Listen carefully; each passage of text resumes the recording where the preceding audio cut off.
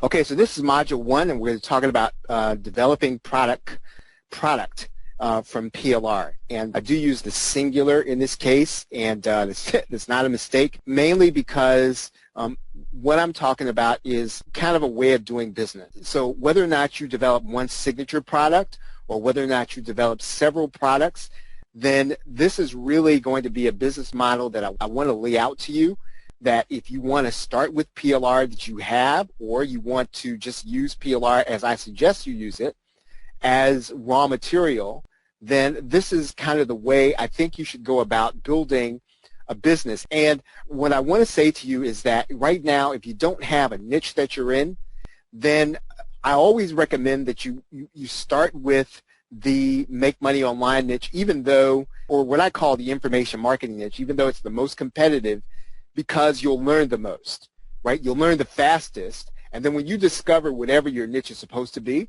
you can take all the lessons that you learned in the information marketing niche and apply them, and what you'll find is that most people don't really fully know them, and then they will not even recognize things like one-time offers and other things like that, and then you will then be in a good position. So just about everything that you need to learn in terms of how to put these things together, you're going to learn in the information marketing niche. So again, if you don't have one, like if you don't have if you're not, let's say you're not in personal development, you're not weight loss, you're not in a particular branch of information marketing, you're still trying to figure out exactly where you want to be, then I'm going to say get started in information marketing. That's my suggestion, because again, you're going to learn the most, the fastest, and you will have to apply these lessons probably about as fast as you learn them.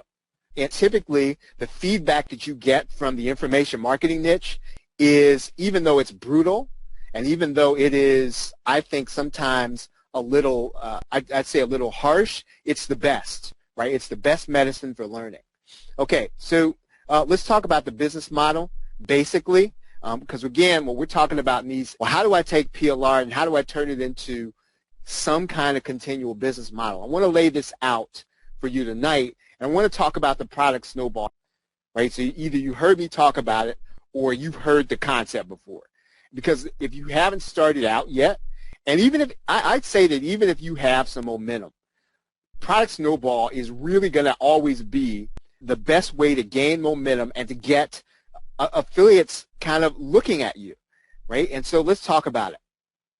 What you want to do with a product Snowball is you're not trying to hit a home run with your product creation. Whether or not you're taking a PLR right out of the box or you're trying to use it in some way, you're not trying to do $1 million Jeff Walker 7-figure launch. I'm not opposed to that. But what I'm saying is that before you have affiliates and partners and you have, let's say, a number of products, you want to start the process, I think, by creating short products that solve a specific problem that marketers are having, right? Again, start with short products that solve a specific problem that marketers are having. Now, if you're not in the make money online niche or information marketing niche, then you solve the problems in your niche. Right, so if you're in the personal development niche, if you're in the, let's say, the procrastination, right, that's your thing, then what's the number one problem that people who procrastinate that they're having right now, right? What's their number one problem? Is it that they spend too much time on social media? Is it they're overwhelmed by technology? Whatever it is, create a short product and just start creating short products to address each problem. Again, if you don't have momentum yet, I'm not opposed to you launching on JVZoo.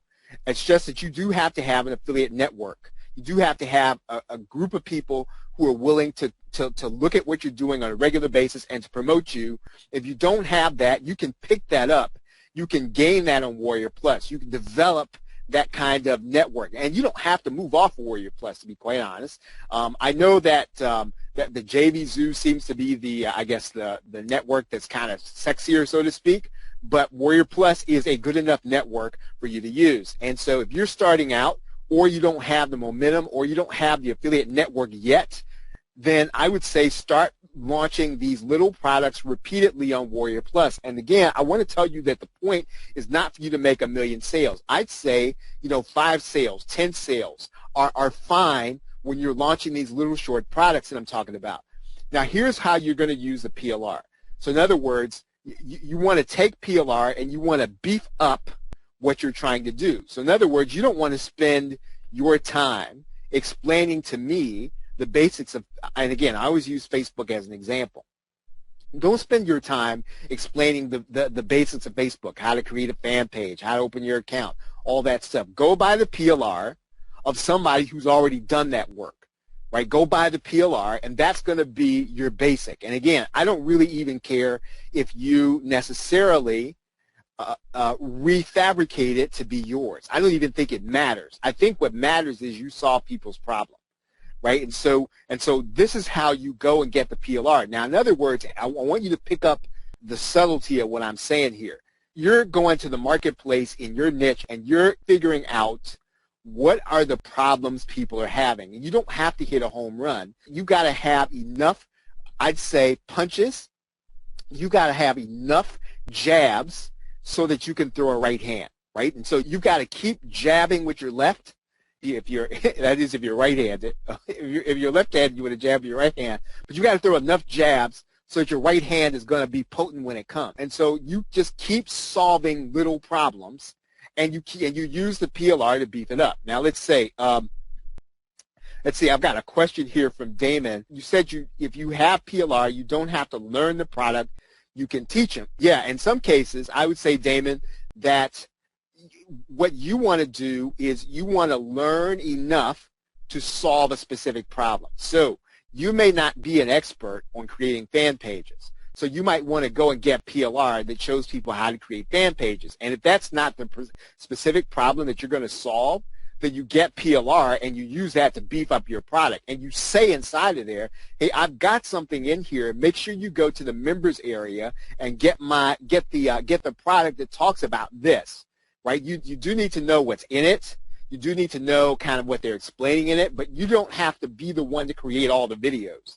Now, if you want to, for the sake of continuity, I think that it would be good if you put bumpers on all those videos. So in other words, you have, let's say, yourself on the beginning of the video and the end of the video saying, this is Charles, you're about to see a video that's going to show you how to create fan pages. Now, here's what's going to happen, and then you kind of go into a little explanation. At the end, come in at the end on your end of the bumper, and you tell people, okay, you've just seen how to create a fan page. This is how this fits into my.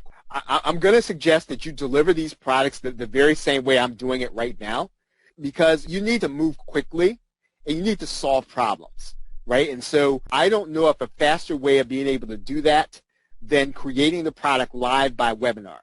And so people can always come and watch the replay, but the point is not whether or not they've got a recording or whether or not they've got a video. The point is whether or not you solve the problem. Now, if you're not the webinar type and you don't necessarily like to present, then I think everybody can kind of come up just enough to be able to present some basic information. To be quite honest, I think that if you're solving a problem that people really are going to have, then you can almost overcome your inability to speak. That is my opinion. Right? So if you don't like talking in public, you can overcome that if you're solving a specific problem that you sold the product in order to solve. Okay, so you get done with the webinar. You're going to take that webinar, you're going to edit out the content. So in this particular case, at the beginning, before the recording started, I was fiddling around trying to get the screen to work. None of that stuff should be in your product recording. Right? You should be able to edit out all that stuff. And in some cases, you can do that just by starting the recording at the point at which you're ready to start talking, ending it when you're ready to be done. GoToWebinar is a great platform in order to do that. I think it's $99 for 100 people. And if you're going to have more than 100 people in your course, you're generally